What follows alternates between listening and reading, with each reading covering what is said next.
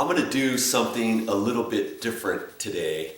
I'm in the warmest place in the house, in my mother's garage. Hey, I'm freezing cold here on the mainland, and usually I'm in Hawaii, and it's not like this in the winter. But I finally found a little bit of a place where I can get some warmth, and I wanted to do something slightly different today. I'm going to read to you out of one of my favorite inspirational books. This is called Think and Grow Rich by Napoleon Hill.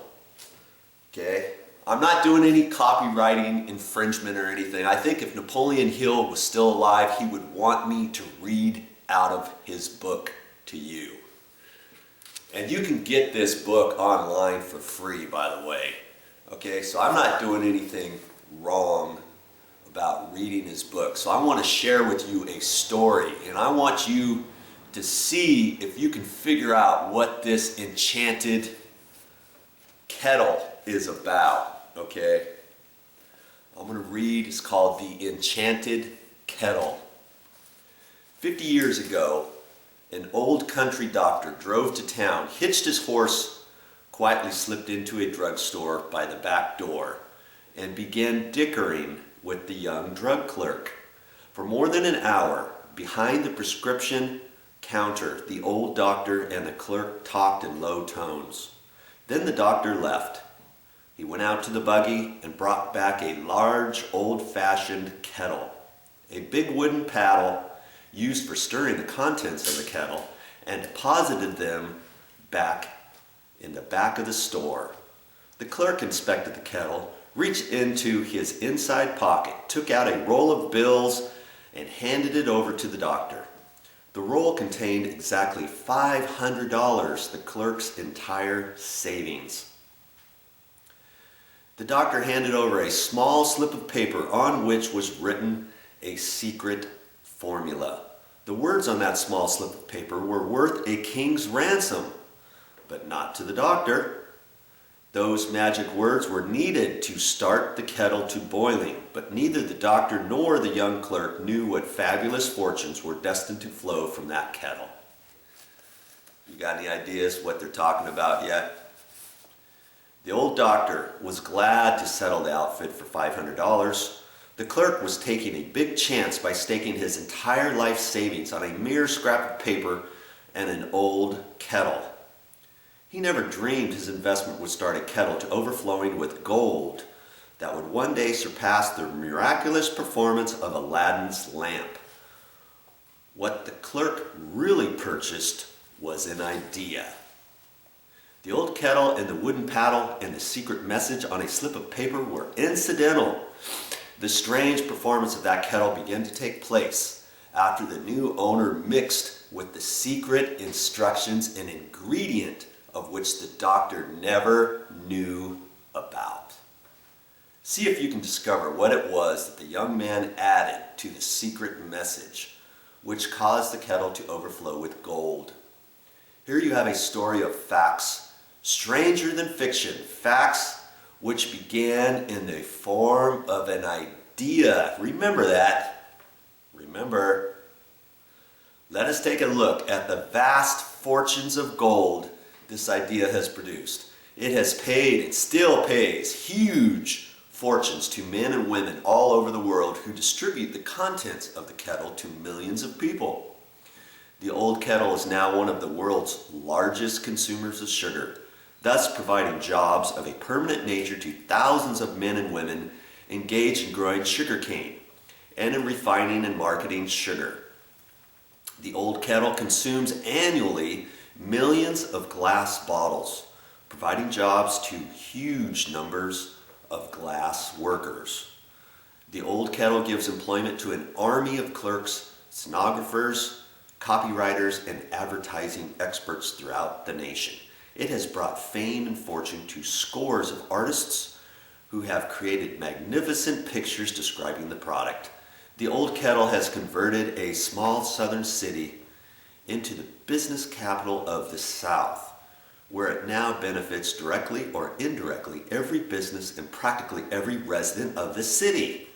The influence of this idea now benefits every civilized country in the world, pouring out a continuous stream of gold to all who touch it.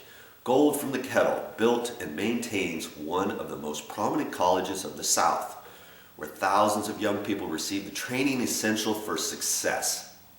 If the product of that old brass kettle could talk, it would tell thrilling tales of romance in every language. Romances of love, romances of business, romances of professional men and women who are daily being stimulated by it. The author is sure of at least one such romance, for he was part of it, and it all began not far from the very spot in which the drug clerk purchased the old kettle. It was here that the author met his wife, and it was she who first told him of the enchanted kettle. It was a product of that kettle that they were drinking when he asked her to accept him for better or worse. Whoever you are, wherever you may live, whatever occupation you may be engaged in, just remember in the future, every time you see the words Coca-Cola, that its vast empire of wealth and influence grew out of a single idea, and that the mysterious ingredients the drug clerk Asa Candler mixed with the secret formula was, what was it? It was imagination. Stop and think of that for a moment. Remember also that the steps to riches described in this book were the media through which the influence of Coca-Cola has been extended to every city, town, village, and crossroads of the world, and that any idea you may create as sound and meritorious as Coca-Cola has the possibility of duplicating the record of this worldwide thirst killer. Now, did you catch any of that? That what he mixed in with the special kettle was imagination? I want you to think about all of the things that you have knowledge of, that you have an idea about bringing to the world, some sort of idea that you thought, hey, you've seen it years later, hey, I thought of that first. Why didn't I do something with that? You know, you've got things in your brain right now that can make a fortune if you just go out and do something about it. Okay? I want you to remember that, because I'm just an average Joe. I'm bringing you this story because I want you to be successful with whatever it is that you can bring to the world that can make you a vast fortune and maybe make a difference in somebody's life. Okay, that's all I have for this time, but I'll be back with more videos.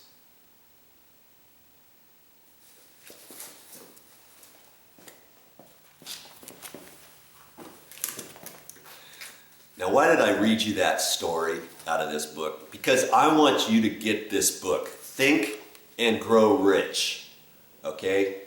Not only are you going to get rich money-wise, if you read this book, you are going to get rich in so many other aspects of your life. It's going to be crazy impossible for you to even think about until you get this book. You gotta read this book. This is my favorite, one of my favorite inspirational entrepreneurial books. And you don't have to be an entrepreneur in order to read this book, okay? It's gonna cost you like the cost of a pizza to buy this book and read it. Now, see, this book looks pretty new. That's because my old book that I had, the cover's off of it and the first couple pages are off of it. The back page is off of it because I read it so much. The purpose of this book is to make you a better person, okay?